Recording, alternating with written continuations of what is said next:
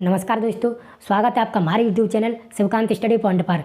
आज एक ऐसे महत्वपूर्ण टॉपिक की बात करने जा रहे हैं जो कि परीक्षा की दृष्टि से बहुत महत्वपूर्ण है और क्लास 10th और 12th दोनों के लिए भी महत्वपूर्ण है, जो कि हिंदी में आने वाले पद्यांश और गद्यांश जो कि अपन को संदर्भ प्रसंग व्याख्या करने के लिए आते हैं दोस्तों।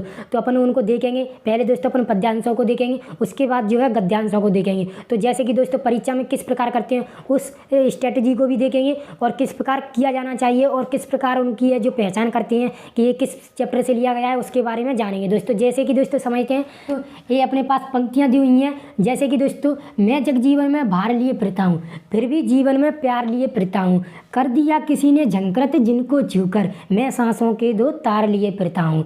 तो दोस्तों ये जो पंक्तियाँ हैं, ये जो पद्यांश है, इसका जो है अपन व्याख्या जो है संदर्भ प्रसंग व्याख्या करेंगे और कैसे करते हैं वो भी मैं जो है अपन कॉपी में कैसे लिखते हैं वो मैं बता। दोस्तों पहले अपन को जो है ये जैसे कि दो अक्षर यानी जो 3 शब्द हैं उनको पहले यहाँ पर जो उतार लेना है। उसके बाद जो डेड डेड डेड डैश करके दोस्तों फिरता हूँ, जो कि अंत का जो है अक्षर उतार लेना है दोस्तों। उसके बाद जो है अपन को संदर्भ लिखना होता है। तो संदर्भ में दोस्तों अपन को क्या लिखना होता है, जो क्या है इसमें कंफ्यूज होते हैं। तो संदर्भ में दोस्तों ये लिखना होता है कि ये जो पंक्तियाँ हैं वो किस चैप्टर से ली हुई हैं और इसके जो रचयिता हैं वो कौन है और ये किस पुस्तक से लिया गया है, ये जो है अपन को संदर्भ में लिखना होता है। तो दोस्तों जैसे कि देखेंगे ये जो पंक्तियाँ हैं यानी कि दोस्तों प्रस्तुत पद्यांश, यानी कि दोस्तों अपन पद्यांश कर रहे हैं तो क्या लिखेंगे दोस्तों, प्रस्तुत पद्यांश हमारी पाठ्य पुस्तक किस पुस्तक में से लिया जा रहा है दोस्तों, क्लास 12th की आरओ में से।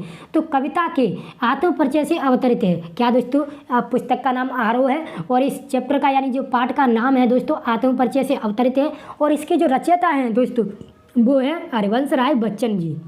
संदर्भ हो जाता है ये दोस्तों 1 नंबर का होता है। तो अपना 1 नंबर जो है कंप्लीट हो जाता है। और दोस्तों देखते हैं जैसे कि प्रसंग, इसमें भी दोस्तों ज़्यादातर स्टूडेंट जो है कंफ्यूज होते हैं कि प्रसंग में अपन को क्या करना होता है। तो प्रसंग में अपन को ये करना होता है दोस्तों कि ये जो पंक्तियाँ हैं इसका सारांश क्या है, कभी जो क्या कहना चाह रहा है, जो लाइन है ना दोस्तों इसमें जो क्या कहना चाह रहा है उसका जो है कम शब्दों में यहाँ पर जो लिख देना दोस्तों सारांश, यानी कि प्रसंग यानी कि दोस्तों प्रस्तुत पद्यांश यानी जो पद्यांश है हरिवंश राय बच्चन जी अपने आत्म परिचय का सजीव चित्रण किया है। क्या दोस्तों, इन पंक्तियों में है ना कवि हैं जो कि हरिवंश राय बच्चन जी ने जो है आत्म परिचय का सजीव चित्रण किया है, जो है इन 4 पंक्तियों में केवल दोस्तों।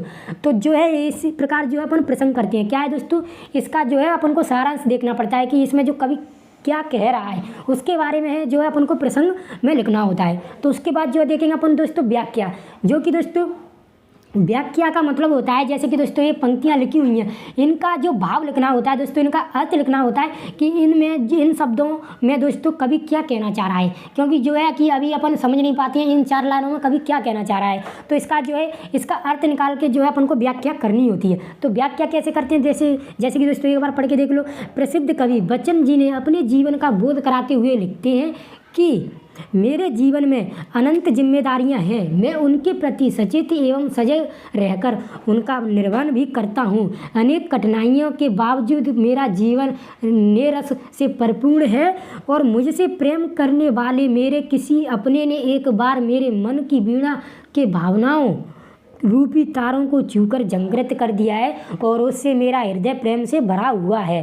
तो ये दोस्तों है जो इसकी व्याख्या हो गई। तो इसका जो है अपन को थोड़ा सा रूप बढ़ा करके जो है लिखना होता है, तो वो है दोस्तों अपन आसानी से लिख सकते हैं। तो ये जो संदर्भ समझ में आ गया होगा, प्रसंग समझ में आ गया होगा दोस्तों, व्याख्या भी समझ में आ गया होगा दोस्तों।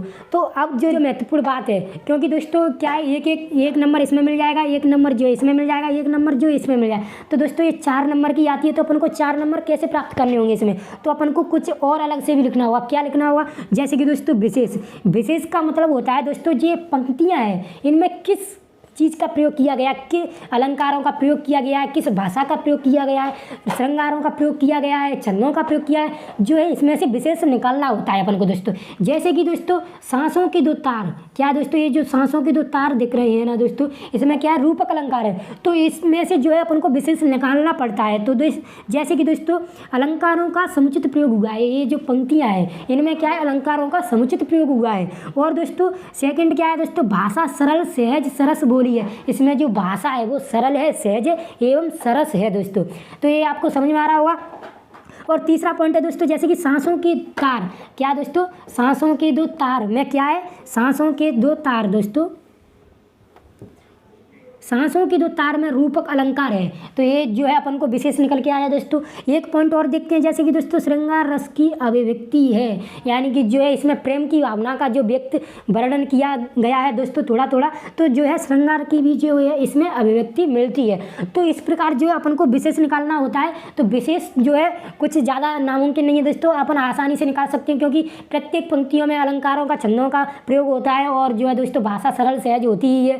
तो ये इस प्रकार जो है अपन विशेष निकाल सकते हैं। तो दोस्तों आपको समझ में आया होगा कि अपन जो है पद्यांश कैसे करते हैं, यानी कि जो पंक्तियाँ हैं वो किस चैप्टर की हैं और इसके कवि कौन है वो अपन को संदर्भ में लिखना होता है, और दोस्तों प्रसंग में जो है इसका सारांश लिखना होता है, और उसके बाद जो है दोस्तों व्याख्या मतलब यानी कि जो इसका पूर्ण चित्रण है, यानी कि जो इसका जो है थोड़ा सा रूप बड़ा करके जो है इसको समझाना होता है, इसका अर्थ लिखना होता है, और उसके बाद दोस्तों जिसमें से जो है विशेष निकालना होता है। तो अपन को ये विशेष निकाल दिया। इस प्रकार जो है आपको दोस्तों 4 में से 4 नंबर मिल जाते हैं। तो दोस्तों इसके बाद जो है आपको समझ में आया होगा। तो दोस्तों अब देखते हैं, जैसे कि दोस्तों पद्यांश के बाद जो आता है दोस्तों गद्यांश। तो गद्यांश में क्या होता है दोस्तों, ये 4 पंक्तियाँ तो नहीं आती हैं, गद्यांश में क्या है दोस्तों बड़ी बड़ी पंक्तियाँ आती हैं। तो उसमें क्या है इसी प्रकार करना है, जैसे कि दोस्तों शुरुआत के जो है 2 शब्द लिख लिए और उसके बाद जो डेड डैश करके जो है अंत का लिख लिया। क्या दोस्तों, अंत का लिख लिया। उसके बाद जो है क्या करना होता है दोस्तों, के बाद जो है दोस्तों जैसे कि दोस्तों ये दिया है तो इसी प्रकार जो है उसमें किया जाता है क्या, गद्यांश में। परंतु उसमें क्या है थोड़ा अंतर होता है। क्या दोस्तों, यहाँ पर जो आप प्रस्तुत पद्यांश लिख रहे हो इस जगह पे क्या कर देंगे दोस्तों, प्रस्तुत गद्यांश कर देंगे। क्या दोस्तों, प्रस्तुत गद्यांश कर देंगे। तो संदर्भ में क्या कर देंगे, प्रस्तुत गद्यांश। हमारी पाठ्य पुस्तक में से और जो उसकी दी हैं वो किस पाठ से अवतरित है और इसके जो रचयिता हैं वो कौन है, तो वो संदर्भ में लिखना है। उसके बाद दोस्तों प्रसंग आ जाता है। प्रसंग में भी दोस्तों प्रस्तुत पद्यांश की जगह क्या कर देते हैं अपन, गद्यांश दोस्तों कर देते हैं। तो गद्यांश में भी क्या करना होता है दोस्तों, जो अब वो पंक्तियाँ दी हुई हैं उनका जो है सारांश लिखना पड़ता है, और उसके बाद जो व्याख्या में उनका जो है सजीव चित्रण करते हैं, यानी कि जो है उसका जो अर्थ लिख देते हैं दोस्तों थोड़ा सा बड़ा करके, और उसके बाद जो विशेष उसमें से भी विशेष निकाल दिए जाते हैं कि उसमें किस भाषा का प्रयोग हुआ है, इसमें अलंकारों का प्रयोग हुआ है, इसमें छंदों का प्रयोग हुआ है, इसमें रसों का प्रयोग हुआ है। तो इस प्रकार जो है विशेष निकाल देते हैं। तो पद्यांश और गद्यांश में भी कुछ नहीं है दोस्तों, बिल्कुल ऐसे ही करना पड़ता है, जो कि दोस्तों आपको समझ में आया होगा। अगर दोस्तों वीडियो अच्छी लगी हो तो लाइक एंड सब्सक्राइब जरूर करना।